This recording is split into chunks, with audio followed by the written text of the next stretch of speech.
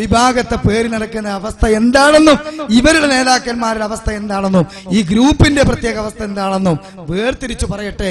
ഞങ്ങൾക്ക് ഇടാൻ വിഷമുണ്ട്, പക്ഷെ പല്ലുകുത്തി മണപ്പിച്ചത് കൊണ്ട്, നിങ്ങൾ ചോദിച്ചു വാങ്ങിയത് കൊണ്ട് തരുകയാണ്, സ്വീകരിച്ചോളൂ.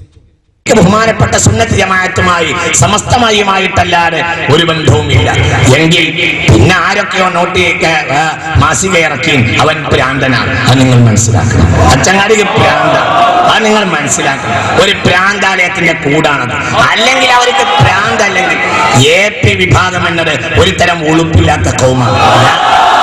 AP വിഭാഗം എന്നത് ഒരു തരം ഉളുപ്പില്ലാത്ത കൗമാണ്. നിങ്ങൾ തക്ബീർ ചെല്ലാൻ വേണ്ടി ഞാൻ പറഞ്ഞൊന്നുമല്ല, അങ്ങനെ വിചാരിക്കണ്ട. അങ്ങനെയൊന്നുമല്ല. ഉളുപ്പുണ്ടെങ്കിൽ അവർ പലിശക്കെതിരെ ക്യാമ്പയിൻ നടത്തൂല. ഉളുപ്പുണ്ടെങ്കിൽ അവർ പലിശക്കെതിരെ ക്യാമ്പയിൻ നടത്തൂല. ഉളുപ്പ്, മലയാളത്തിൽ ഉളുപ്പ് എന്നൊരു വാക്കുണ്ട്. ഉളുപ്പ്, ഉളുപ്പ് എന്നത്, ഉളുപ്പ് എന്നുള്ളത് അയാൾ ജനിച്ച നാട്ടിൽ എന്ന് ഞാൻ പറഞ്ഞില്ല. വാക്കാൻ പിൻവലിക്കാണ്. കാരണം കാന്തപുരത്തേക്ക് നല്ല മനുഷ്യന്മാരാ, അവർ നല്ലോരാ, അവര് സമസ്തന്റെ ആളുകളാണ്, അവര് മുത്തഖീങ്ങൾ സാലിഹീങ്ങളാണ്. അല്ല നാട് ഞാൻ പറഞ്ഞില്ല. അയാൾക്കോ അയാൾ അനുയായികൾക്കോ ഉളുപ്പ് എന്ന 3 അക്ഷരം ഉണ്ടെങ്കിൽ പലിശക്കെതിരെ എങ്ങനെ ഒരു ക്യാമ്പയിൻ നടത്തും? ഇയാൾ പറഞ്ഞതാ 2 കോടി ഞാൻ പലിശ കൊടുത്തു, ബാക്കി പലിശ കൊടുക്കാനുള്ള പൈസ എന്റെ കയ്യിലുണ്ട്. നിങ്ങൾ മറന്നോ? അയാളെ പേറിയവനും മാറും. അതെല്ലാരും മനസ്സിലാക്കണം. അതെല്ലാരും തിരിച്ചറിയും. അത് മനസ്സിലാക്കണം. അയാൾക്ക് അയാളുടെ സമൂഹത്തിനും അള്ളാഹിന്റെ അടിസ്ഥാനം ഇല്ല. എന്താ അള്ളാഹിന്റെ അടിസ്ഥാനം? എന്തിനാ ആലിമീങ്ങൾ പ്രവർത്തിക്കേണ്ടത്? എന്തിനാണ് അമ്പിയാ ഈ ലോകത്ത് വന്നത്? അമ്പിയാവ് വന്നത് വെറുതെ വയറു പറയാനല്ല. എന്താ അമ്പിയാവിന്റെ ലക്ഷ്യം? ലഖദ് മന്നല്ലാഹു അലൽ മുഅ്മിനീൻ ഇദ് ബഅസ ഫീഹിം റസൂലൻ മിൻഹും യത്ലു അലൈഹിം ആയാതിഹി വയുസക്കിഹിം.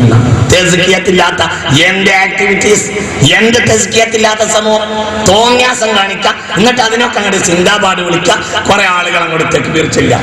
എനിക്ക് ഓർമ്മയുണ്ട്, മുതലക്കുളത്ത് മുമ്പൊരിക്കൽ ബഹുമാനപ്പെട്ട കോട്ടമൽ ഉസ്താദ് പ്രസംഗിച്ചപ്പോൾ AP ബക്കർ മുസ്ലിയാർ എന്നൊന്ന് പറഞ്ഞു പോയി. അപ്പോൾ നേരെ മതിന്റെ അപ്പുറത്ത് കുറെ ചെറുപ്പക്കാരിരുന്നിരുന്നു.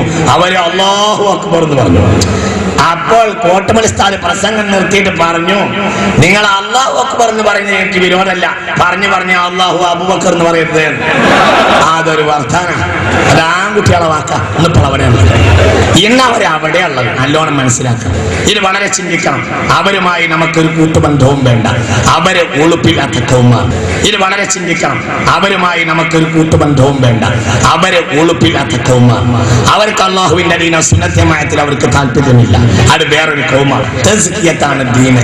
ലൈംഗിക ശുദ്ധി, സാമ്പത്തിക ശുദ്ധി, ഇതൊക്കെയാണ് ദീൻ എന്ന് പറയുന്നത്.